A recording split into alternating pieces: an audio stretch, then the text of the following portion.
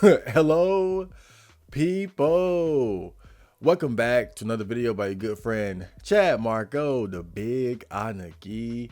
Make sure you guys attack that like button and check out my other social media. And got a nice little video for you guys. So you know that I love horror movies. I love survival horror games. And every October, I try to play as many games and watch as many horror movies as possible. But I realized something. I realized that my experience with Japanese horror was very limited. And there was one movie in particular called Demons that I watched last year that made me say, I gotta really, I gotta brush up on my Japanese horror. Like, it is a true Japanese horror classic. And so when I saw that, I was like, next year I'm going to really put an emphasis on watching Japanese horror movies throughout the month. And that's exactly what I've been doing. Now, to be clear, some of the movies that I have on this list were not made in Japan. I was kind of just going for any horror movie that looked like it was from the Asia area. So some of these are from China. I think there's one from Korea as well. But in the words of Chris Tucker, all y'all look alike. So I wasn't always sure, but I just picked them until I started watching it. So there's a couple of Chinese horror movies kind of fit in here as well. But this is how this is gonna work, right? So this is gonna be a Japanese or Asian horror recommendation video. But every video that I list, I'm not recommending.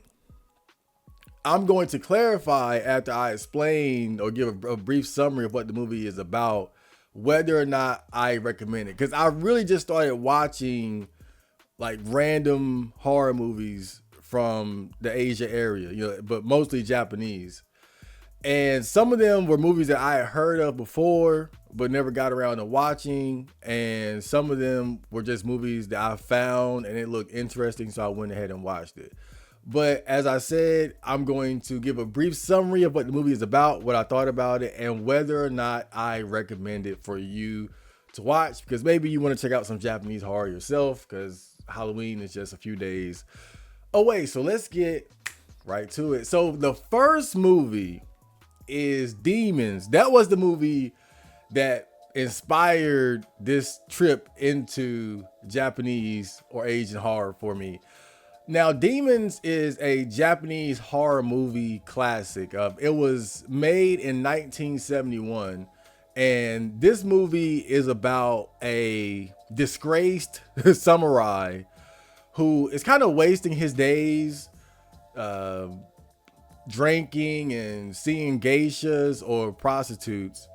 And basically, he had fucked up and got excommunicated or exiled from his clan, and he's been living this way ever since. But his servant or his helper somehow ends up coming up with enough money that would allow him to repair relations with the clan that he was exiled from.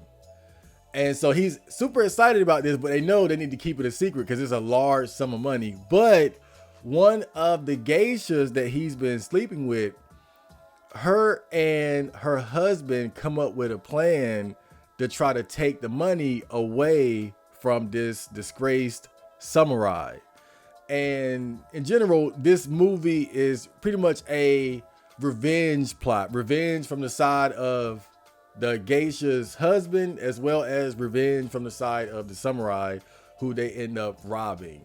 Now, again, this is a Japanese horror movie classic. Now, I know going back to the 1970s for horror movies ain't exactly for everyone, but this movie to me was really good. But the thing about it, and I noticed this when I was looking more into Japanese horror from this era, one thing that you'll see is that a lot of Japanese horror movies, they put an emphasis on the drama before the horror.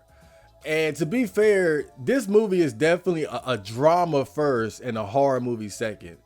Most of the first part of the movie is just very good dialogue, good scenes, it's drama, it's build up. Like a lot of the bloodshed and violence doesn't really happen until like towards the end of the movie. And I think that's really a trend that you will see if you go back and look at classic Japanese horror movies. That was pretty much the formula, was to really lead with good writing, good dialogue, very good drama, and a very strong setup, and then hit them at the end with the bloody stuff, with the supernatural. But the thing about Demons doesn't really have anything supernatural about it. I think the horror is more so like a metaphor of like human beings and what we become in the process of succumbing to desires of greed and revenge. So even though it's called Demons, there's no real demons in the movie. It's about really how human beings take on the form of a demon by succumbing to their lower desires. But this movie, highly recommend, but I get it because of its age and the fact that it's a drama first and a horror movie second. Might not be for everyone, but I just think this is a really good movie, period. Like whether you like horror movies or not, Demons is just a really good movie, hands down. So next we have Human Lanterns. And this came out in 1982. Now this came out in China. So this is actually a Chinese horror movie. And this movie is about a martial artist. He's a very wealthy and popular, influential martial artist, but he has a rival that is almost as strong and popular as he is. And so they're always trying to one up each other. So there's a festival coming up soon where you get these lanterns made, and whoever has the best lanterns, they win the competition or the festival or what have you. And so this martial artist, he decides to try to find the best lantern maker to make his lantern for this festival so he can one up his rival. And so he finds this guy who was actually an old rival of his, someone that he had defeated and humiliated in battle years before, and he took his bitch. And so he comes to him and he's like, you know, I'm trying to win this competition because I want to one up, you know, my rival, and I heard you're the best. And even though they had their issues in the past, he's telling him, look, man, if you help me out, I can bring you back to relevancy. I can make you rich. I can make you famous. And he took him out that night to go to one of the brothels and let him have his way with the women. You know, so he was basically trying to become friends with this guy that he had issues with back in the past in order to get him to help him win this competition. But this guy, he had other things in mind because he never forgot the humiliating defeat that he suffered to him all those years ago. And so he hatches a plan, an elaborate plan of revenge against the main character. Essentially, this movie is about him getting revenge by kidnapping their loved ones and framing each other for the crime, and then pitting them against each other and sort of weakening each other so that he can finally get his ultimate revenge against the man that scarred him in battle and took his girl. Now, the interesting thing about Human Lanterns is that it is a strange blend of genres because it's not a pure horror movie. There are kidnappings and tortures and even sexual assault against women. It's pretty dark, but it's also a martial arts movie. Like I said, the main character is a popular martial artist in the area and very rich. And his rival is also a martial artist. And the guy who's trying to get revenge against him was a martial artist back in his day before he was defeated by the main character. And so the interesting thing about the movie is that you see this blend of horror with martial arts, and it's like something I've never seen before. And I feel like that in of itself is a big part of why I would recommend it, why I think it's worth watching, because I just never seen anything like it. It's such a strange combination of genres to see these, and the martial arts, like the fights are really good. They're really well choreographed and they're exciting to watch, but the horror elements too are dark. It's fucked up. Again, kidnappings and torture and rape.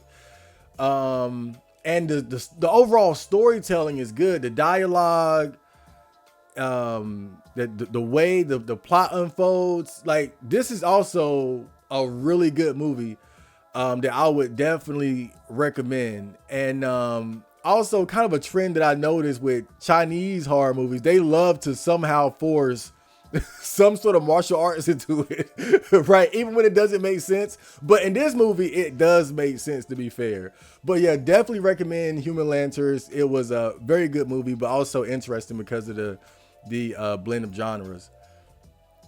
So next we have Vampire Clay. So this movie came out in 2017, and this movie is about a small art school in a rural town in Japan. And the students, they are under the tutelage of a woman who is trying to help them become better sculptors so that they can hopefully make it into a big art school. But because of them being isolated in a rural small town, they don't have much exposure and feel like they're not getting the proper experiences to elevate their artistry to the next level. And so the teacher, when she's out one day looking for clay that they can use for their sculpture, she finds this weird clay that seems to have been hidden in the ground, wrapped in a bag somewhere. And so she brings it back and she adds it to the collection of clays that they have for their sculptures. And so one of her students, when she returns from, I believe, Tokyo, she uses this new mysterious clay, and it allows her to all of a sudden be a much better sculptor. Her art is coming out much better than ever. But it turns out that this clay actually contains the blood and the spirit of an artist that lived in that studio years ago. And this artist, basically, he was finessed out of his money when a supposed business partner promised that he would get his sculptures in like expensive restaurants and promised that he'll make a lot of money, he'll become famous. But the whole time he was lying to him and saying that the sculptures weren't making money yet when they were, but he was taking the money for himself to pay off his debts. When the artist found out about it, that's when he started mixing his blood and his rage and his anger into the clay. And the clay that the students are now using is basically cursed with that artist that was robbed of his money and died shortly after because he was sick. And so the clay ends up coming to life and infecting the students, and then essentially possessing them and turning them into like clay monsters. And then they start attacking each other. Now, the thing about Vampire Clay is, I mean, just straight up, is a very mid horror movie. It's very mid. But what I appreciated about it, you know, when I was looking for Japanese horror movies, I found it hard to find straightforward, like monster slasher type horror movies. It seems like a lot of Japanese horror is just really weird. And they love the supernatural, like spirits and ghosts. And that's not really my thing. And I appreciated Vampire Clay in one way because it's really just a straightforward horror movie. Like, you have the Vampire Clay monster is infecting and possessing the students and it causing them to kill each other. Like, it's so straightforward that I appreciate it because I couldn't find anything like that. Sometimes I just want to see a normal basic bitch horror movie with slasher vibes or just a monster that's killing people. But that's actually kind of hard to find, at least for me looking into Japanese horror, because they love ghosts and spirits and elaborate plots, which is fine. But that's what made Vampire Clay refreshing for me, was just how straightforward and simple it was in its approach. But would I recommend it? Not really. It's a very mid movie. I just appreciate it because of its simplicity compared to a lot of other things that I found. But I wouldn't necessarily recommend it. You know, if you're looking for like a quick, easy to watch horror movie, then yeah, you can check it out. But it's nothing special, to be honest. So next we have Seeding of a Ghost. So this is another horror movie from China. And so this movie is about a taxi driver who's driving around one night and he accidentally runs into a sorcerer or a practitioner of black magic. And he thinks that he killed the guy, only to realize that the sorcerer is completely okay. He's fine. But the sorcerer warns him and says, you know, when you run into people like me, when you run into black magic, it causes calamity in your life. So be careful. And so soon after this, the taxi driver's wife ends up meeting this rich playboy guy, and she falls in love with him, and they start getting into a relationship behind the taxi driver's back. So now his wife is cheating on him. But the wife soon finds out that the playboy, he ain't trying to marry her. He's not trying to leave his wife. And so they have an argument, which leads to her jumping out of the car late at night and trying to make it back home by calling her husband. But before she's able to get in contact with him, she gets attacked by these two punks who are trying to sexually assault her. And so they chase her to an abandoned house. They rough her up. They sexually assault her, but they end up accidentally killing her in the process. And so the taxi driver husband, he ends up becoming the number one suspect. But soon the police, they're able to figure out that, oh, this playboy had involvement with this woman. And then they also find the two punks that actually did it. But they don't have the evidence to prove that it was the two punks that had, you know, raped and killed this woman.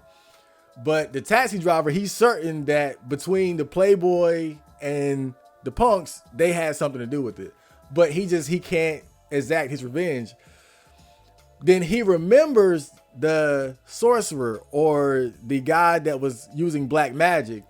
And so he tracks him down and he says, yo, I need help getting revenge against these guys. They took my wife. They sexually assaulted her. They killed her.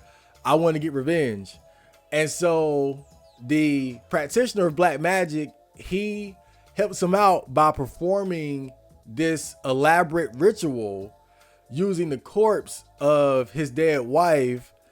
And by using that corpse, he's able to curse the people who were involved with her murder. And through that, you start having supernatural and very bloody situations occurring as a result. So this movie, again, like I said before, one thing about Chinese horror movies, they love inserting martial arts where it doesn't belong. And like, I swear there was a scene in this movie where the taxi driver has this elaborate fight with the playboy, and I mean, it looked like something out of a Jackie Chan movie. And I'm like, bro, like, what is this doing in a horror movie? But it was kind of funny. But overall though, this movie, would I recommend it? Not really. It's not a bad movie. But I don't really see it as being anything particularly special. You know, if you're going to go for a Chinese horror movie, I would take Human Lanterns over Seeding of a Ghost. Seeding of a Ghost is decent for sure. But ultimately, I don't think it's anything special. So I wouldn't necessarily recommend it as a must watch. But it does have some funny moments. I will say that. So next we have Bloodthirsty Killer. So This is, I believe, a Korean horror movie that was made in 1965. And this movie is about a woman who was basically framed by her jealous cousin by her trying to say that she was cheating on her husband. So the cousin was trying to get with the husband of her. And so in order to do that, she came up with this plot alongside with the husband's mother to frame her as if she was cheating on him, to separate the two. But not only that, she ended up poisoning her cousin, which killed her in the process. And so she was able to slide in and take her husband and essentially take over her whole life. They had children together and the mother loved her. And then years later, everything is fine. But then all of a sudden, the ghost of the wife that was killed comes back and starts hunting the family, starts hunting the children, her cousin that came up with the plot to kill her and frame her and all that. So this is kind of a straightforward like ghost revenge plot movie. Now it kind of threw me off initially because of the sequence in which the story was told, because it's like the movie is told like after everything has happened, like from the beginning, like, or at the beginning, you're seeing the life after everything had happened before. So you're seeing the cousin with the husband, they have children now, everything is fine, and then the ghost of the ex-wife appears and starts causing trouble. And then during the second half or last third of the movie, that's when they show how everything led to where we are today. And that kind of threw me off a little bit. And I don't know if that was really the right way to tell this story. I think it kind of hurt the movie a little bit. But all in all, you know, would I recommend it? Not really. It's a good movie, don't get me wrong. But it's such a straightforward like revenge plot, and you'll find a lot of movies like this same story, you know, wife framed or killed and raped and then comes back as a ghost to get revenge. Like it's such a typical plot, and there are movies that do it better, so I wouldn't really heavily recommend this, but it is a good movie. It's a good movie, but you can find that same plot done better in other movies. That's why I wouldn't really recommend it, because it's your straightforward story of a ghost trying to get revenge against the people that killed them when they were alive, woke up dead. Okay, so the next movie is Tetsuo, the Iron Man. Now I've heard about this before in the past, and one of my subscribers also recommended this movie, so that's why I went ahead and checked this out. So Tetsuo the Iron Man is about a salaryman who accidentally runs over this young man. But out of fear, he decides to try to cover it up. So he takes the body and throws it in a ditch somewhere. But what he didn't realize was that this young man somehow has the power to merge flesh with metal and machine, which gives him superhuman abilities. And so in order to get revenge against this salaryman that ran him over and tried to throw him in the ditch, he starts merging him with machine. And it starts with just a little chip on the cheek.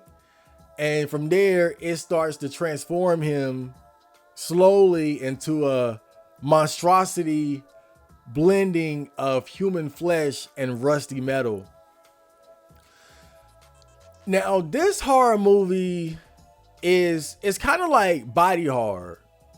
Like, if you've ever seen The Fly, especially the one that came out in the 80s with Jeff Goldblum, and you see him slowly turning into a a fly human hybrid, and just the horror of seeing your body change. Tetsuo the Iron Man kind of has those themes, with the Salaryman again being slowly merged with Rusty Machines, and just seeing his body transform, and like just it's kind of disturbing, right? But for me, the body horror aspect of this movie didn't really hit home. My favorite parts of the movie were when Tetsuo would use other people and start merging them with machine or metal, and then get them to attack the main character, the salaryman that ran him over. Like when the salaryman is I think he's at the subway station, and there's a woman in there next to him, and she's been somehow infected with the same, I guess, rusting machine disease, whatever the fuck you want to call it. But basically, she's transforming too. And Tetsuo is using her to attack the salaryman.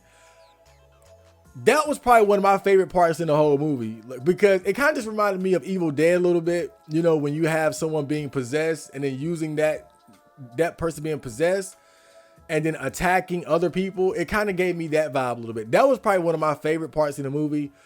But really the body horror stuff, like I said, it didn't hit for me. And the thing about Tetsuo the Iron Man is that it's a big cult classic when it comes to Japanese horror, but it's also a very low budget movie. And I think the movie suffers a bit because it's ambitious beyond its means. There were certain parts that I really didn't understand, and I think it was because they just didn't have the budget or the technology to really bring to life some of the ideas that they had.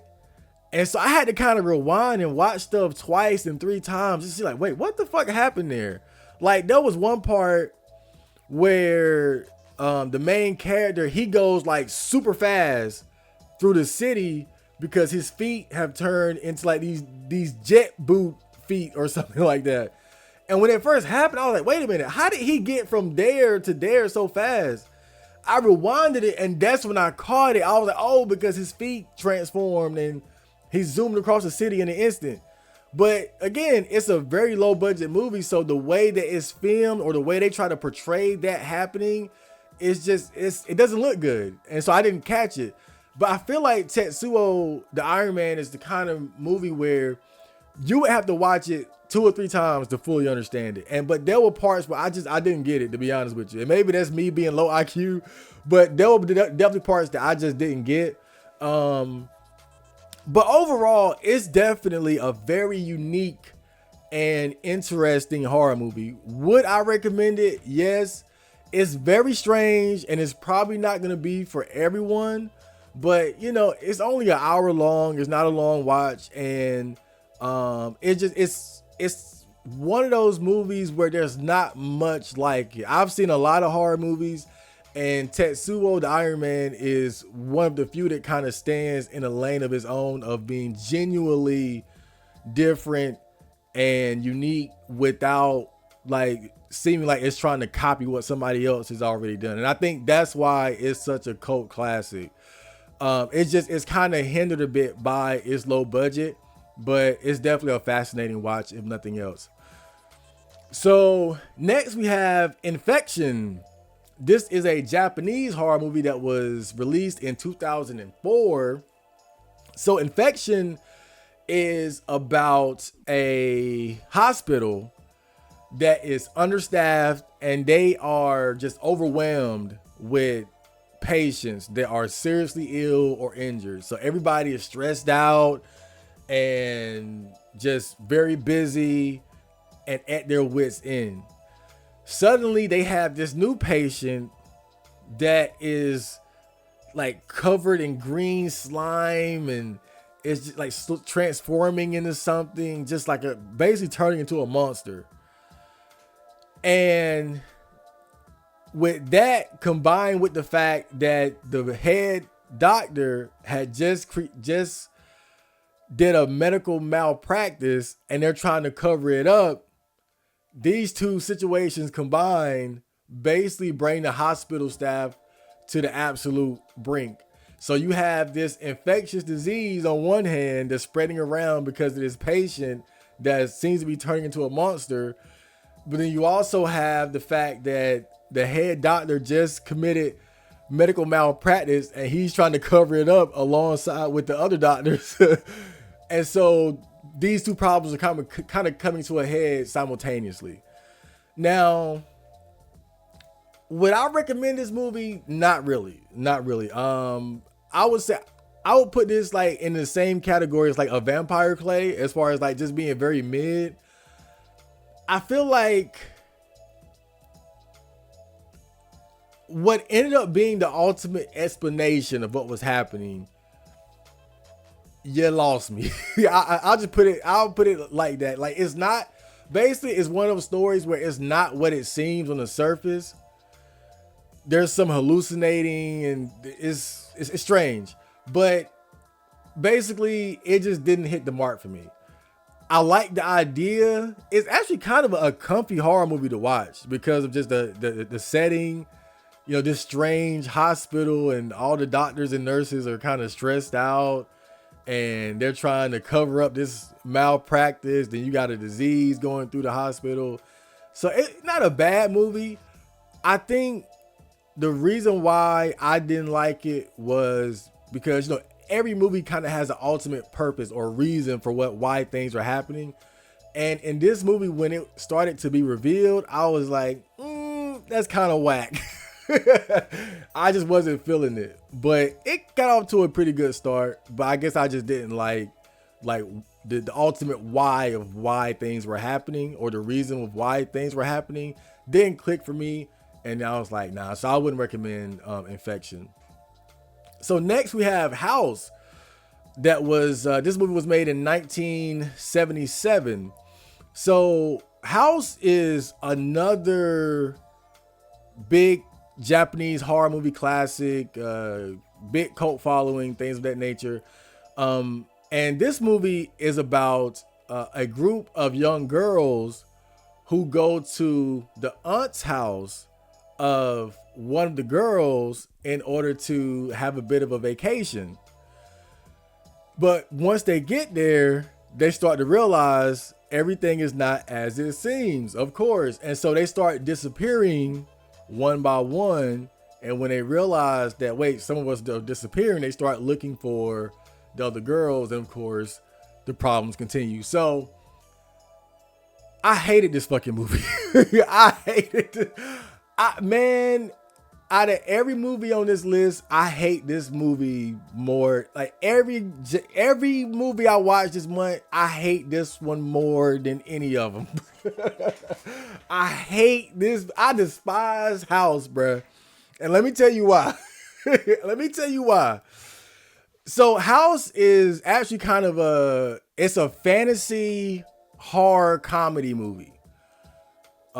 Basically horror comedy. And there's nothing wrong with that. I don't tend to go for horror comedy, but there are very good horror comedies out there like Shaun of the Dead, Texas Chainsaw Massacre 2, Evil Dead 2, things like that. So I'm not against comedy horror. That's not the problem.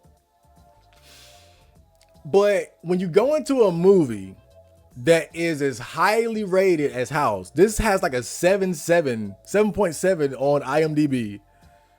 You expect to see something like some quality of something. Like I don't expect it to be like me to love it just because it's highly rated, but I expect something. This was like, bro, what the fuck are y'all smoking to like this movie? But this movie was trash.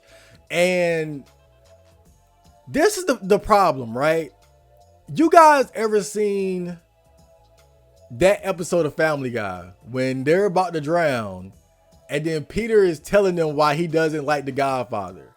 And he says because it insists upon itself. Which is basically saying like it's a pretentious movie. That's more or less, it's like it's a pretentious movie that's saying that you have to like me because of my approach to making this film. It's just is of the highest of class, right? Now, with that being said, I love The Godfather, but it was a funny joke.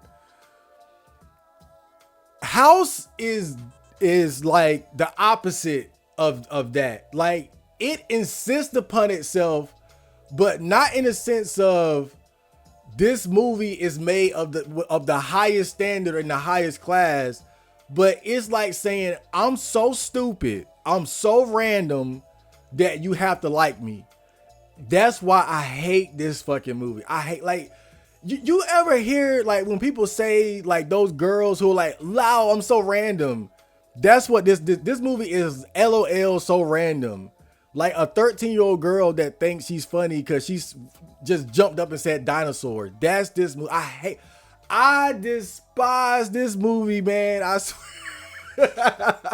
I mean, I remember when I was watching this movie, bruh, within like 15, 20 minutes, I was like seething. I was like, oh my God, I hate this shit. It was the hardest movie to sit through the whole time I was watching this shit. Would I recommend it? Fuck no. But with that being said, even though I hated it, House, it's highly rated. It's a highly rated movie. It's got a big cult following.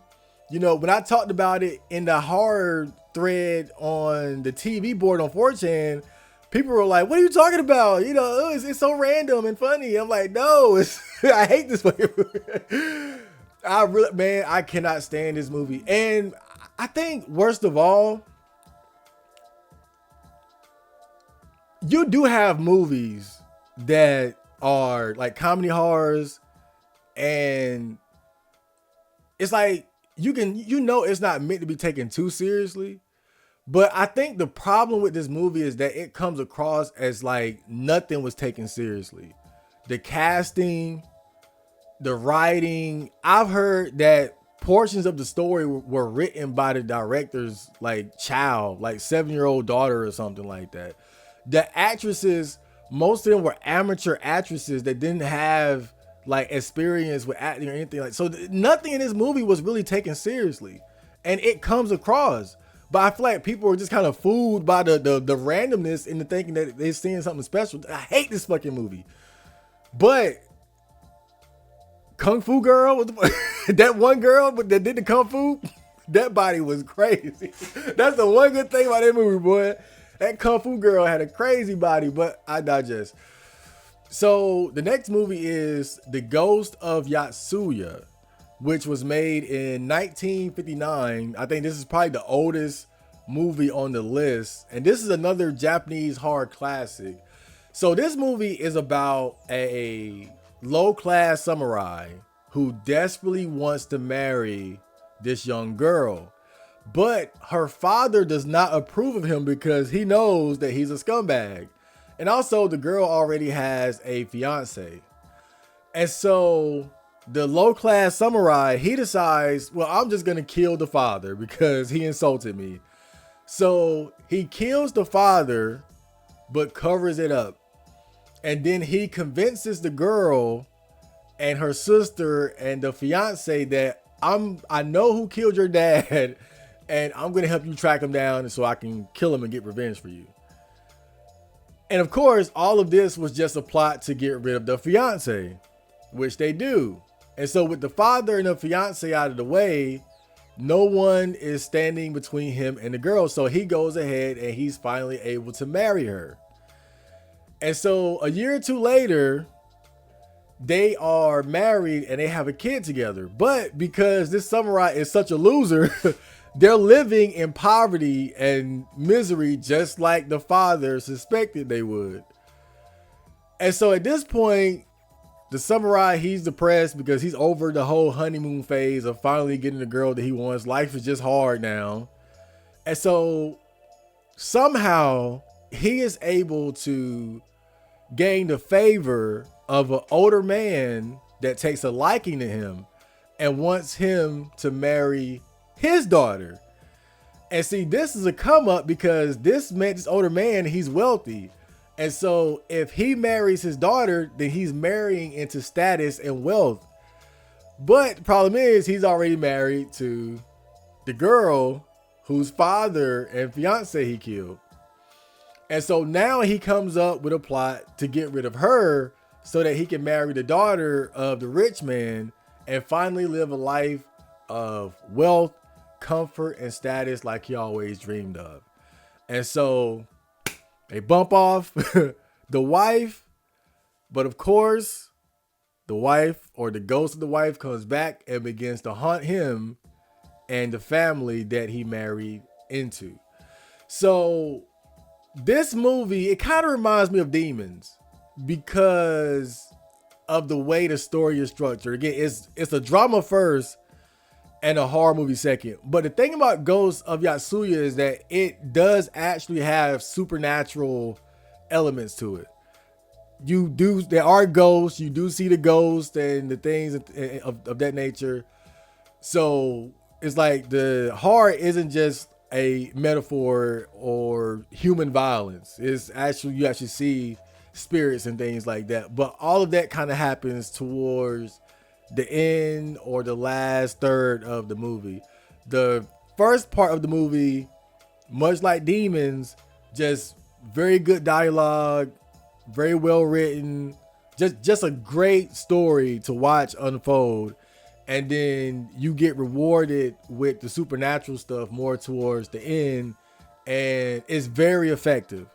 So this movie, The Ghost of Yotsuya, would I recommend it? Absolutely. This is another really good Japanese horror movie classic.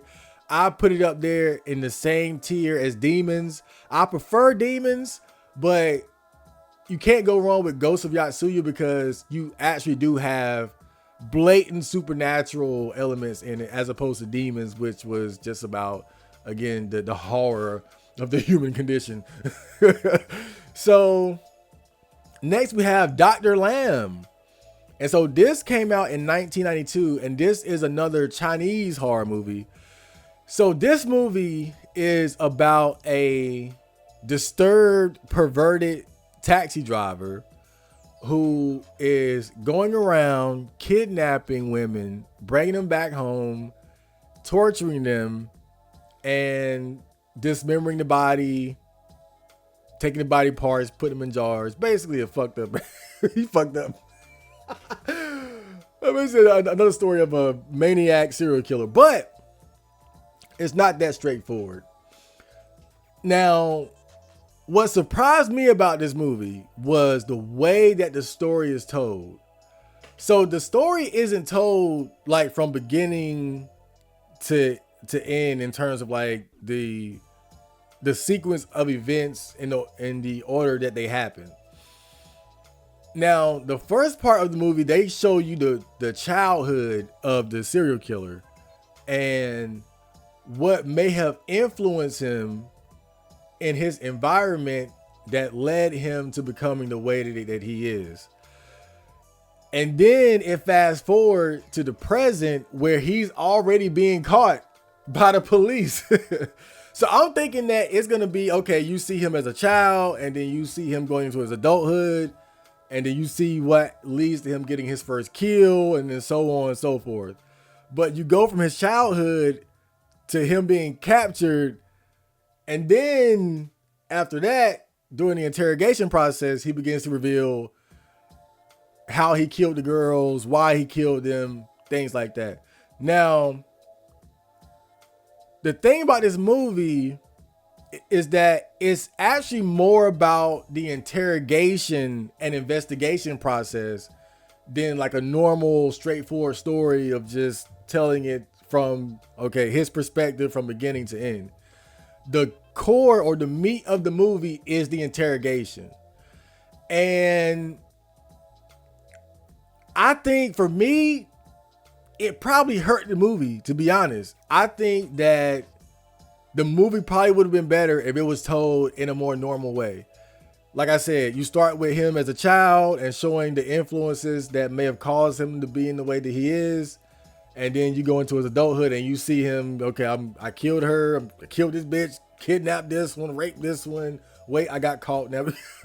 I think it would have been better if it was told like that. But I'm not too mad because I got to appreciate when people try to do things differently. And I think that there was certain value to telling the story this way by putting so much focus on the interrogation process. Because I feel like what they were trying to do was really go into the mind of the serial killer. And not only that, but it's like when you see the process, like them really torturing him in the interrogation room, the way they used his family to try to get a confession out of him. When I was watching it, I was like, bro, this shit got to be based on a true story. Because there was certain things during that interrogation process where I was like, this is too real. Like this based on a true story. And it's funny because when I looked it up after I finished watching the movie, based on a true story. And so that's where the merit of that decision to tell the story from that perspective, putting the emphasis on the interrogation and investigation process as opposed to just him riding around, kidnapping and killing bitches. You got moments like that stuff that just couldn't really have been written. Like, because it's like they say, life is, or truth is stranger than fiction. And that's how I knew it was based on a true story. I was like, bro, some of this shit is too real. Like when they were showing the family undeniable evidence of the perverted things that he was doing and their reaction to it, the way they just left them in the interrogation room with him and how they just dog pound, I was like, bro, this is too real. But would I recommend it? Would I recommend Dr. Lamb? Not really. To me, it's not a strong, I can't strongly recommend it. It's not a bad movie. I'm just not a fan of how the story was told. I think it would have been better done the other way, like I said. But it is interesting. I will say that you can't go wrong with Dr. Lamb, but it's not a must watch either. So next we have another Japanese horror classic, and it's Onibaba, which came out in 1964. So Onibaba takes place in Japan during the 1300s, when it's a period of a great war. And it's about these two women that are kind of caught in the middle of the conflict. Because of this war, there's a lot of poverty and famine, because the farmers, they're either being kidnapped and forced to fight in the war, or they're going into hiding in order to avoid having to fight in the war. So there are these big food shortages. And so these two women, you know, the husband of the younger woman, he's one of the victims of being taken to fight in the war. And so they don't have a man around to do any of the, you know, to provide. So they have to do things for themselves. So in order to survive, these two women, they've been setting traps and killing injured samurai that come around their area. So they set up traps or little situations where they're able to ambush samurais that have been injured or hurt or lost. They kill them, they take their stuff, and they sell it on the black market in order to get food. And that's how they've been surviving. All of a sudden, the friend of the husband of the younger woman returns and tells them that, yes, your son and your husband has been killed. I barely made it back. And so the return of this man kind of throws a bit of a wrench into the situation between the two women. And then the story kind of unfolds from there. Now, the thing about Onibaba, another story that's very similar to Demons, where the horror is more about just the misery of the situation that they're in. They're dealing with extreme poverty. They're stuck in the middle of a conflict that seems to have no end. The husband of the younger woman, who is the son of the older woman, is now they find out that he's dead. And then you have these random samurai coming around the area, and then they got to deal with them. They're trapping them and killing them and trying to survive. And then now there's conflict between the older woman and the younger woman because of the man that came back, because he's trying to take her as a wife. The older woman doesn't like that because that was the wife of her son. So But again, much like Demons, this is a drama first and a horror movie second. And really, the horror, there is no real supernatural things happening in the movie. Like, it's the horror is much like Demons in that it's a metaphor of the human condition, or how we as humans turn into monsters as a means to survive. Well, you know, in Demons, it was turning into a monster because of our desires for revenge, for greed. And Onibaba is more about turning into a monster because of just trying to survive, but also desire and greed and things like that, kind of a mix. But still, would I recommend Onibaba? Absolutely. This was a very good movie. And I think one thing you'll notice about this list is that the movies like Onibaba, where they put an emphasis on the drama over the horror, I tend to recommend these. But I think it's because when you prioritize the drama over the horror, you have to create a good story. You have to. You have no choice. I think a lot of times when you rely purely on horror, you go for, okay, well, I just got to have the gore, I got to have the violence, I got to have the sex, but that doesn't always make for a compelling story. And I think the reason why movies like Onibaba or Ghost of Yatsui or Demons, the reason why they're so good is because the drama came first, which means the dialogue comes first, the storytelling, plot twists, things like that, the characters, these things come first, the horror comes second. And so these are just really great movies. Whether you're into horror or not, anybody could love a movie like Onibaba. It's just a great film, Kino, if you will. So next we have Devil Fetus. So this movie is another Chinese horror movie, and it came out in 1983. So this movie is about a woman who buys this ancient artifact that has the evil spirit of like a lust demon trapped inside of it. So when she buys it, she brings it back home, and the spirit ends up coming out of it and having sex with her. And soon after, different calamities begin to happen. The husband, he ends up being possessed by the spirit and then killed. And the wife, she dies soon after. And so during the funeral, there's a monk or a priest there, and he's residing over the process of the dead bodies being laid to rest. He realizes that there's an evil spirit in the womb of the wife. So when the wife was having sex with the evil spirit, it impregnated her. Hence the name Devil Fetus. And so the priest, he puts a seal on the evil spirit that is emerging in her womb.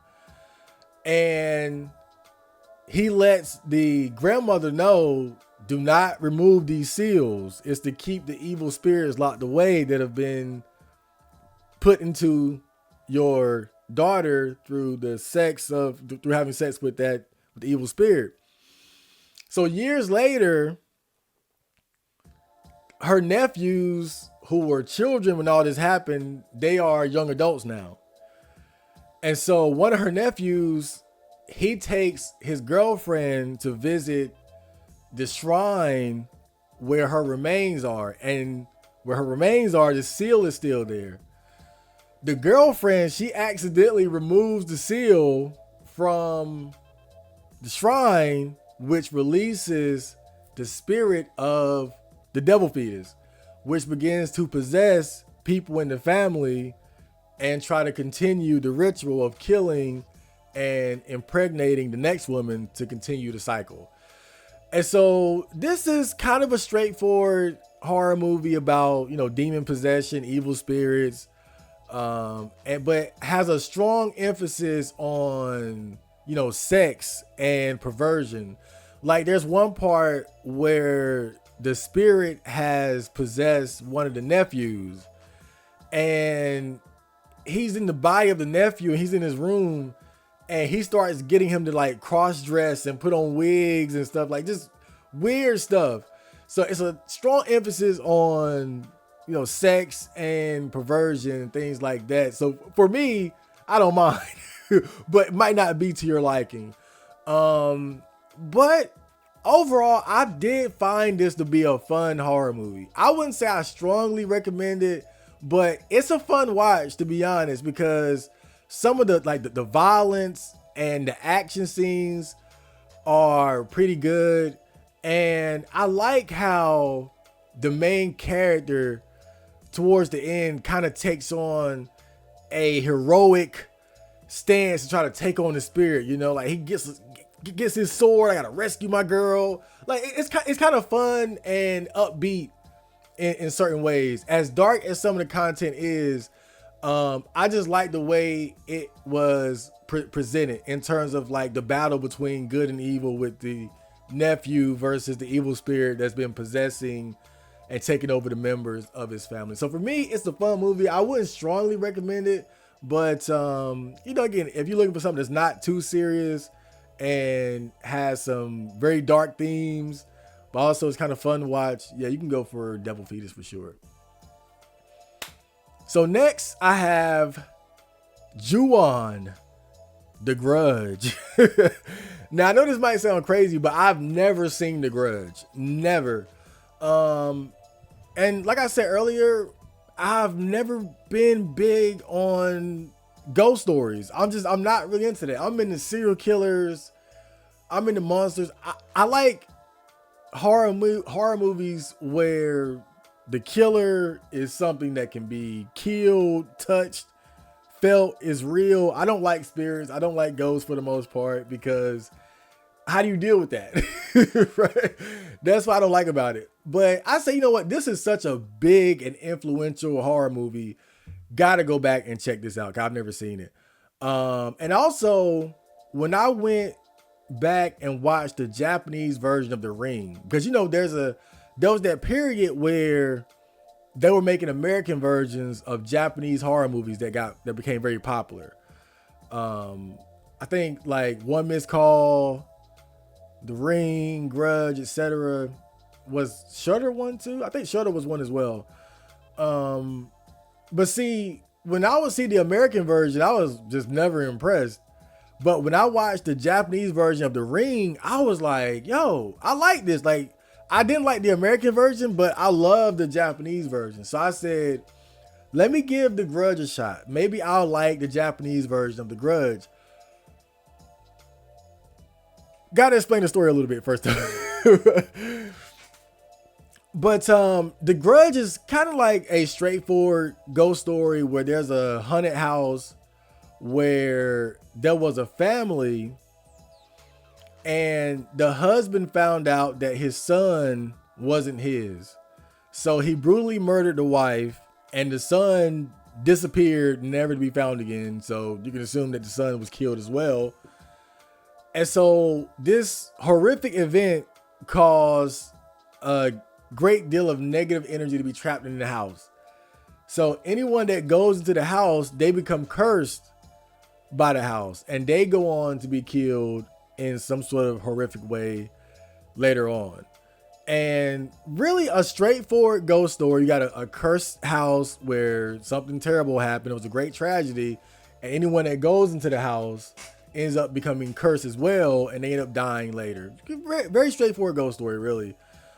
And didn't really like it. I think The Grudge is just a good example of why I'm not into these type of ghost stories.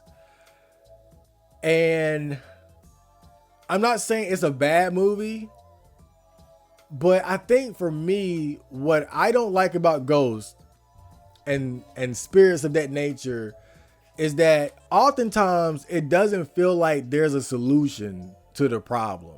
Because again, it's like if the killer is Leatherface, you can kill Leatherface. He's a crazy chainsaw wielding retard, but he's killable. If the killer is a xenomorph, an alien, or a predator, look, they might be extremely dangerous and hard to kill, but you can kill them. If it bleeds, it dies. But when it comes to ghosts, it's like, how do you deal with it? How do you deal with some ghost crawling down the damn stairs? How do you deal with a ghost that just crawling up from under your bed and strangling you to death? I can't punch him. I can't stab him. I can leave the house and then I'll wake up dead the next day in my own bed. So that's why I tend just not to like ghost stories like that. So I think this is more of a personal taste thing. If I'm being honest, I think this is just more about my own personal taste. So would I recommend it? No, I can't recommend it but I think it's a lot of it has to do with the fact that it's not of my preference. Like it's not my preference to really watch movies like this. Like stuff like The Conjuring, Sinister, again, just does not do it for me. Smile, just not for me. Just not for me. And so the next movie is Suddenly in the Dark. So this is a Korean horror movie, and this movie came out in 1981, and it's about a young, well, not young, but it's about a middle-aged Korean family. The husband and the wife are middle-aged. They have a young daughter, and the husband, he finds a young girl who had recently become homeless because her house had burned down and her mother was killed in the process. And so he decides to take in this young girl who's about 18, 19 years old and make her a live-in maid. And at first, the wife, she's all for it because they need a maid and she likes the girl. It's a cute young girl. But eventually she begins to become very suspicious of the relationship between the young girl and her husband, because, you know, she's starting to age. She's in about her early 30s or so. And this girl, she's at the peak of her beauty. She has a great body. She's cute. And so she begins to think that she's having an affair with her husband. But also, this girl, she has this strange doll with her that she never wants anybody to touch or move around. And apparently that doll was given to her by her mother for protection. And so this story is pretty much about the jealousy of the wife against the young maid who she believes is having an affair with her husband. And in particular, the doll that she believes has some sort of like supernatural power that is causing problems in the house. Now, this movie, another one where the drama kind of comes before the horror. But overall, not much to say about it, but it is a good story. It's a good story. I think where it falls flat is when the supernatural things begin to happen towards the end. Just didn't really do it for me. I think the build-up was actually better than the payoff, if I'm being honest. When they finally started to unveil a bit of the supernatural elements of the story, that's when it kind of lost me. But it really is a good story, you know, seeing an aging, jealous housewife, you know, becoming suspicious of the young, beautiful housemaid and her husband, and sort of like the paranoia and how they're kind of like how she's plotting against her and things like that. It's just really good storytelling. But when things when the supernatural stuff starts to happen, didn't really hit for me. But would I recommend it? Not really. It's okay. It's okay, but you know, it's a good story. Just the payoff isn't worth it. So last but not least, we have Gemini. Gemini was released in 1999. It is a Japanese fantasy drama and horror movie. So this movie is about a young doctor who he comes from a wealthy family.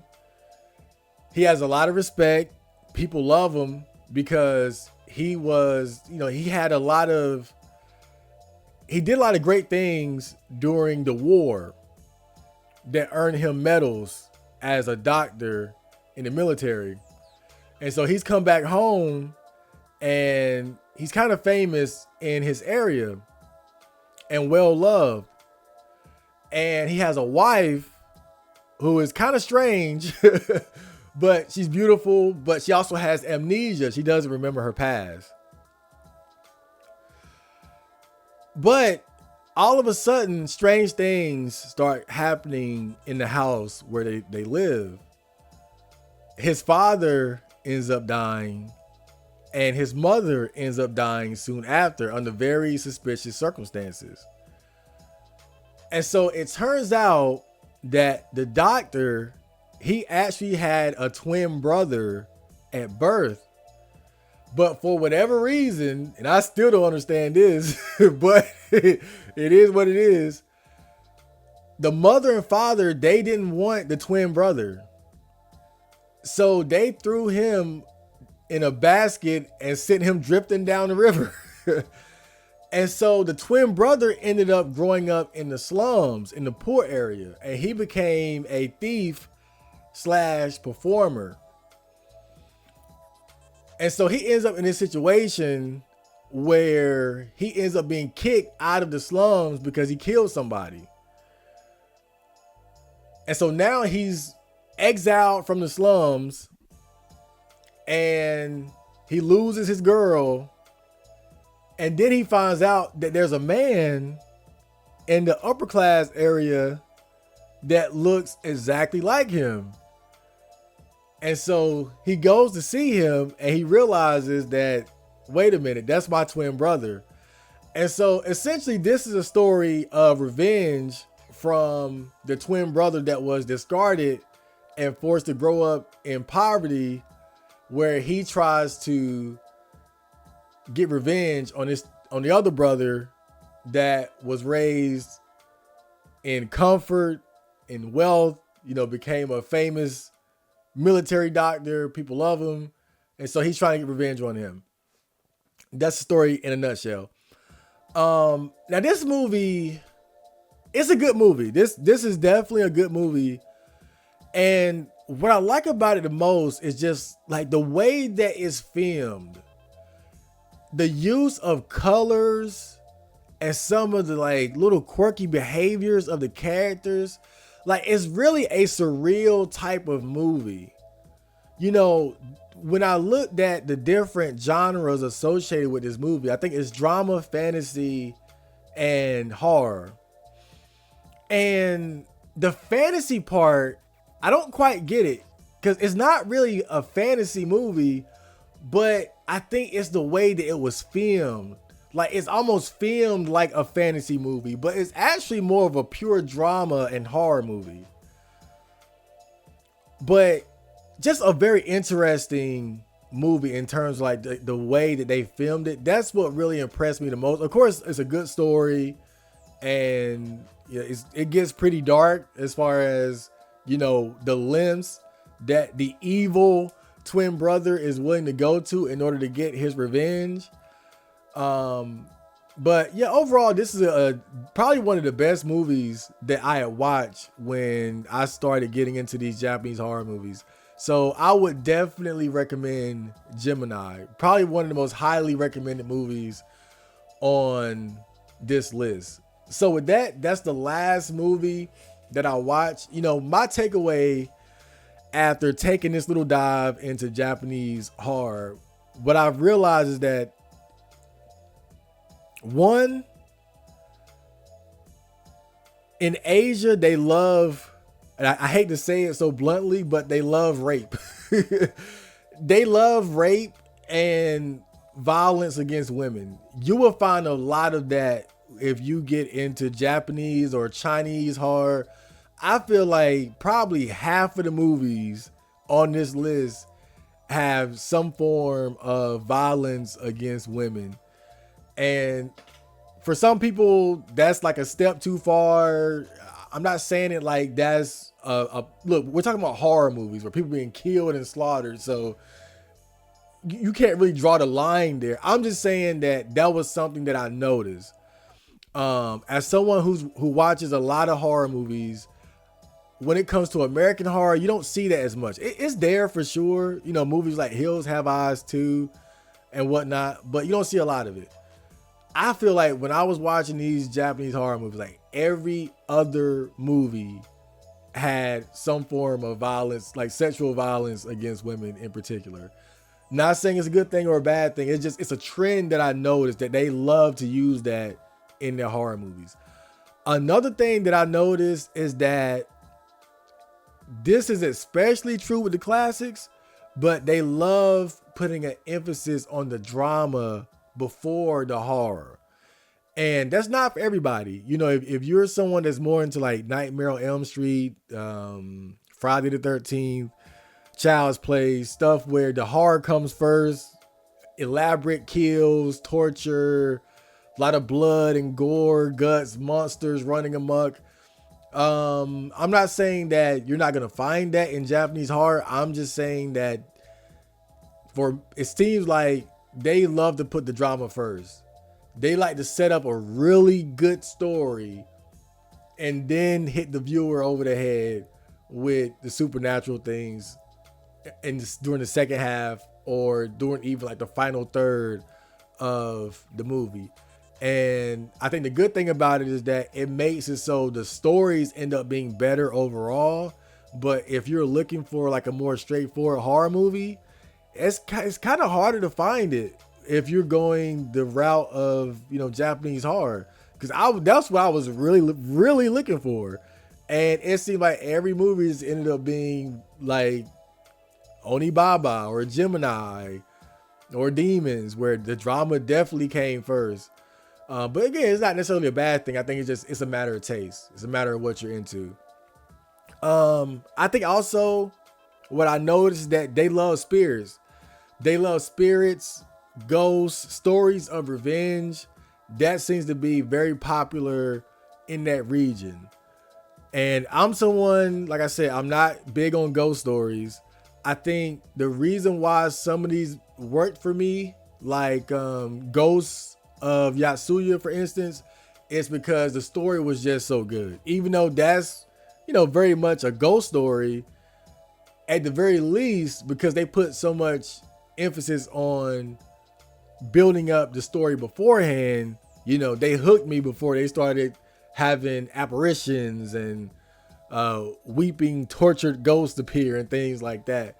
But those are just some of the things that I noticed about the horror movies from this region. Big emphasis on drama and good storytelling. They love ghosts, spirits, and supernatural things like that more so than just crazed serial killers and monsters. And also a lot of sexual violence against women. Now, before I end the video, I'll give you just a few quick honorable mentions that you can check out. These are movies that I saw before I made this list. Movies that I was already aware of. And I would say one in particular, The Evil Dead Trap. Because that's more so in line with my taste. You know, like blood and guts. You know, you got a crazed killer. It's more straightforward, hard. Evil Dead Trap. Bloody Muscle Bodybuilder in Hell. You guys have seen me stream parts of that before. But that's like a comedy horror that was heavily inspired by the Evil Dead movie starring Bruce Campbell. And that movie is just a riot. It's fucking hilarious. Like, it's one of the best comedy horrors I've ever seen for my money. Also, the Japanese version of The Ring. I was never a fan of the American version, but I feel like the Japanese version is much better. If you didn't like the American version, you might like the Japanese one. And the last honorable mention, and this might be the best Japanese horror movie ever, Audition. If you've never seen Audition, you gotta see it. Audition is one of the best Japanese horrors ever. Again, another drama horror where the drama comes first, the horror comes second. But the drama is great, and when the horror finally kicks in, very effective. It's, man, it it is some the type of stuff that make you want to cover your eyes up. I'll put it like that. But that was my list of Japanese horror movie recommendations or not recommendations, depending on the movie. So I hope you guys will check out some of these if they seem interesting to you. Next, I'm thinking now, because this was a lot of fun, that maybe every year I'll have some sort of a theme and just check out a specific type of horror movie. Like maybe next year I'll check out Indian horror movies or something. I don't know, but I had fun kind of laser focusing in on one particular region for horror. But now for the rest of the month, I'm just going to be checking out general horror movies that I'm interested in. So I'll be making a second list that's going to be composed of just the general movies that I've been watching during the final week of October, and especially the little horror movie marathon that I have planned for Halloween that I have every year. So make sure you guys look out for that. Hope you enjoyed the video, and I'll see you guys later. So, Johnny.